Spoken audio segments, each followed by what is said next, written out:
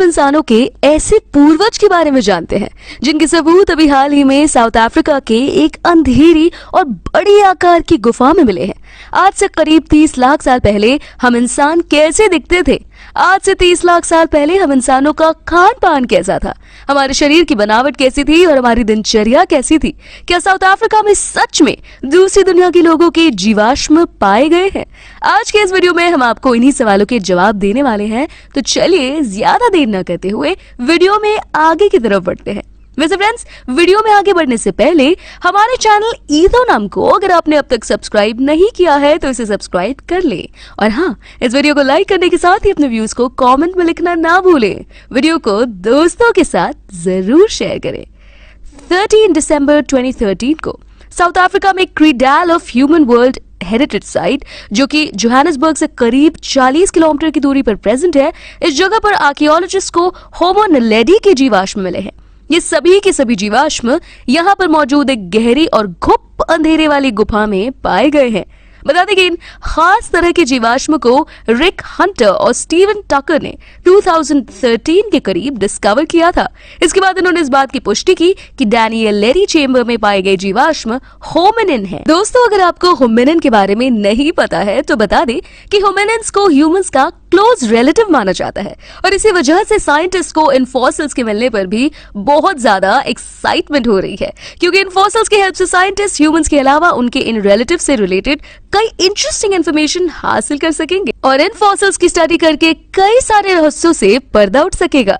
खैर, होमिनिड्स के फॉसिल्स के बारे में कुछ टाइम बाद रिक हंटर और स्टीवन टकर इस गुफा को जैसे का तैसा छोड़कर निकल गए और फिर कुछ ही दिनों बाद ये दोनों एक्सपर्ट्स पीड्रो और ली रॉजर्स बर्जर नाम के एक्सपर्ट्स के साथ अक्टूबर मंथ में दोबारा से इस गुफा में आए और यहाँ आते ही एक्सपर्ट्स की पूरी टीम ने काम शुरू किया।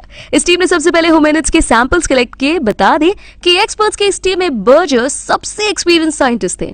आप बर्जर की काबिलियत का अंदाजा इसी से लगा सकते हैं कि उन्हें दुनिया भर में अंडरग्राउंड एस्ट्रोनॉट के नाम से जाना जाता है। बर्जर और उनकी टीम मेंबर्स जिस गुफा में होमिनिड्स फॉसिल की स्टडी कर रहे थे, वो गुफा भले ही काफी बड़ी थी, पर इस गुफा में सिंगल एंट्रेंस गेट था जो बहुत ही छोटा था और इस गुफा के अंदर जाने पर निचले हिस्से में पहुंचने के बाद बर्जर और उनकी टीम को होमो नलेडी के कंकाल यानी फॉसिल्स मिले। साउथ अफ्रीका की गुफा में छानबीन करने पर इस टीम ने बताया कि गुफा में जिस तरह से जीवाश्म दफन थे, उसे देखकर ऐसा लग रहा था कि इन जीवाश्मों को एक साथ इकट्ठा करके एकदम सिस्टमैटिक वे में दफनाया गया है और ऐसे ही जैसे हम इंसान मरे हुए लोगों को दफनाते हैं। खैर, इन सभी दफनाए गए जीवाश्मों को खोद कर निकालने के बाद इन सभी फॉसिल्स यानी जीवाश्मों को एक जगह पर इकट्ठा करने के बाद काउंट करने पर इनकी संख्या 1500 के करीब निकली। इसमें बच्चों से लेकर बड़ों तक की हर उम्र के लोगों की हड्डियां मौजूद थी। इन हड्डियों के बारे में छोटी मोटी इन्फॉर्मेशन निकालने के बाद होमो नलेडी के बॉडी स्ट्रक्चर से जुड़ी हर छोटी बड़ी इन्फॉर्मेशन कलेक्ट करने की कोशिश की गई और स्टडी के बाद पता चला कि ये हमारे एंसेस्टर्स हैं, जिन्हें होमो हेडलबर्जेंसी के नाम से भी जाना जाता है और इन्हीं के चलते हम इंसान अस्तित्व में आए थे। इसके अलावा जब इन फॉसिल्स के माइंड की स्टडी की गई तो पता चला कि हमारे एंसेस्टर्स का माइंड हम इंसानों के कंपैरिजन में काफी स्मॉल साइज का होता था। वैसे क्या आपको पता है कि होमो नलेडी किस वक्त अस्तित्व में आए थे? एक्सपर्ट्स का इस बारे में कहना है कि होमो नलेडी आज से करीब 3 लाख साल पहले अस्तित्व में आए थे और हमारे एंसेस्टर्स की फिजिकल अपीयरेंस और कद-काठी इंसानों की तुलना में थोड़ी सी अलग होती है। जैसे कि हमारे एंसेस्टर्स का हेड हम इंसानों के कंपैरिजन में काफी छोटा था, वहीं हमारे और आपके कंपैरिजन में हमारे इन पूर्वजों का चेहरा इंसानों की तुलना में थोड़ा लंबा हुआ करता था। वहीं इनकी बॉडी काफी हद तक सिलेंड्रिकल शेप में थी। इसके अलावा होमो नलेडी के हिप्स भी हम इंसानों के कंपैरिजन में काफी अलग थे, लेकिन इंसानों जितने बड़े होने के बावजूद भी हमारे एंसेस्टर्स के हाथों की उंगलियां थोड़ी सी ज्यादा मुड़ी हुई थी। दूसरे शब्दों में कहा जाए तो होमो नलेडी की फिंगर्स का शेप थोड़ा सा कर्व्ड था। इससे पता चलता है कि होमो नलेडी किसी भी चीज पर बहुत ही आसानी से अपनी पकड़ मजबूत कर सकते थे। शरीर के इन छोटे बड़े हिस्सों को छोड़कर अगर होमो नलेडी के शरीर की लंबाई और वजन की बात की जाए तो होमो नलेडी की हाइट 1.46 मीटर्स यानी हमारे पूर्वजों की एवरेज हाइट 5 फीट के करीब रही होगी, जो कि लगभग हम इंसानों के बराबर ही है। वही बात करें वजन की तो होमो नलेडी के शरीर का वजन 39 से 55 किलो के करीब हुआ करता था, जो एक आम इंसान की तुलना में थोड़ा कम होता है। शरीर के बाद बारी आती है होमो नैलेडी के खाने की कि आखिर आज से लाखों साल पहले अस्तित्व में रहे होमो नैलेडी की डाइट क्या रही होगी। इस बारे में एक्सपर्ट्स का कहना है कि होमो नैलेडी को खाने में कच्चा मीट बहुत ही ज्यादा पसंद था। पर ऐसा नहीं है कि होमो नैलेडी सिर्फ मांस ही खाते थे, क्योंकि एक्सपर्ट्स का कहना है कि ये ह्यूमन रिलेटिव्स प्लांट्स के साथ साथ फ्रूट्स को भी हजम कर जाते थे। और तो और हमारे एंसेस्टर्स को नट्स भी बहुत ज्यादा पसंद थे।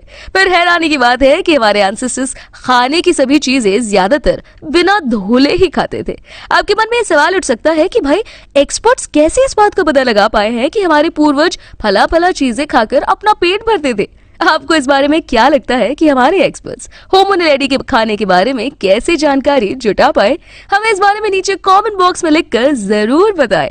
खैर, अगर आपको इस सवाल का जवाब नहीं पता हो तो बता दें कि जिस वक्त एक्सपर्ट्स ने साउथ अफ्रीका में मौजूद गुफा में दफनाए गए फॉसिल्स के दांतों की स्टडी की, उस दौरान उन्हें इस फॉसिल्स में दांत के ऊपरी और बाहरी हिस्सों पर फल, कच्चे मांस और नट्स के कुछ कण मिले, जिसकी वजह से एक्सपर्ट्स होमो नैलेडी के खाने का पता लगा पाए। अब आपके मन में सवाल उठ सकता है कि चलो खाने के बारे में तो पता चल गया कि होमो नैलेडी क्या खाते थे, पर साइंटिस्ट और रिसर्चर्स होमो नैलेडी के शरीर की बनावट और उनकी हाइट वेट का कैसे अंदाजा लगा पाए? इससे पहले कि आप अंदाजा लगाएं, बता दें कि AI की हेल्प से ऐसा पॉसिबल हो पाया। वहीं रहने के लिए होमो नैलेडी अपना समय गुफाओं में या चट्टानी इलाकों के इर्द गिर्द रहकर काटते होंगे। बता दें कि होमो नैलेडी के बारे में कहा जाता है कि वो अर्ली स्टोन एज से पहले अस्तित्व में थे और अपना ज्यादातर समय बाहरी इलाकों में बिताने की वजह से इन पर जंगली जानवरों के द्वारा हमला किए जाने की संभावना हमेशा बनी रहती थी। और इसी के चलते हमारे पूर्वज अर्ली स्टोन एज से पहले ही अपने साथ अलग अलग तरह के औजार रखने लगे थे। जानकारों का कहना है कि हमारे पूर्वज इन औजारों को बनाने के लिए इसी धातु को पत्थर पर अधिक कर उसे नुकीला करते होंगे। और जैसे कि हम आपको पहले ही बता चुके हैं कि हमारे पूर्वजों की उंगलियों की बनावट ही कुछ ऐसी थी कि वो किसी भी चीज पर अपनी पकड़ मजबूत कर सकते थे। इसी के चलते उन्होंने बड़े से बड़े और भारी से भारी औजार को संभालने में किसी खास तरीके की दिक्कत का सामना नहीं करना पड़ा। जान लेते हैं कि जिस राह से हम इंसान किसी के मरने के बाद उसे जलाने या दफनाने का काम करते थे, वैसे ही हमारे पूर्वज अपने समुदाय के किसी सदस्य के खत्म हो जाने पर कैसे उसका अंतिम संस्कार करते थे। इस बारे में जानकारों का कहना है कि हमारे पूर्वज पुराने समय में किसी के मर जाने पर उसे जमीन में दफनाते थे। ऐसा इसलिए क्योंकि साउथ अफ्रीका में मौजूद जिस गुफा में हमारे पूर्वज मिले हैं वो सभी से सभी दफनाए गए हैं। और ऐसे में इस बात की बहुत ही कम संभावना है कि हमारे पूर्वज किसी के खत्म हो जाने पर उसे जलाते हो। दोस्तों, हर पुरानी सभ्यता की तरह ही होमो नैलेडी नाम के इस सभ्यता के लोग भी दीवारों और चट्टानों पर अलग अलग तरह की कलाकृतियों को बनाया करते थे। हालांकि इन कलाकृति कुछ खास नहीं होती थी और होमो नैलेडी लोग दीवार पर क्रॉस, ट्रायंगल के अलावा स्टेयर्स जैसी दूसरी चीज बना सकते थे। दूसरे शब्दों में कहा जाए तो इंसानों के इन पूर्वजों का कलाकृति के क्षेत्र में हाथ इतना साफ नहीं था। इतना ही नहीं, कुछ जानकारों का ये भी कहना है कि स्टोन एज के बाद ही आग को खुले तौर पर लोगों के बीच इस्तेमाल किए जाने लगा था। ऐसे में ये बात पक्के तौर पर कही नहीं जा रही कि हमारे पूर्वज आग का इस्तेमाल करते थे या नहीं। हालांकि इस बारे में कुछ जानकारों का कहना है कि हमारे पूर्वज जिन गुफाओं में रहते थे वो काफी ज्यादा लंबी और गहरी हुआ करती थी। तो जाहिर सी बात है कि लंबी और गहरी होने के चलते इन गुफाओं में दिन के समय भी अंधेरा होता होगा। और ऐसे में बहुत ज्यादा संभावना है कि हमारे पूर्वज भी अलग अलग तरीकों का इस्तेमाल करके आग जलाते हो। ना ही नहीं, जानकारों का ये भी कहना है कि जिन गुफाओं में हमारे पूर्वज रहते थे उनमें कई सारे ढेर चारकोल के देखने को मिले हैं।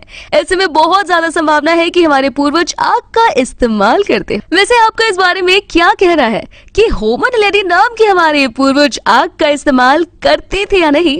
हमें इस बारे में नीचे कमेंट बॉक्स में लिखकर जरूर बताइएगा।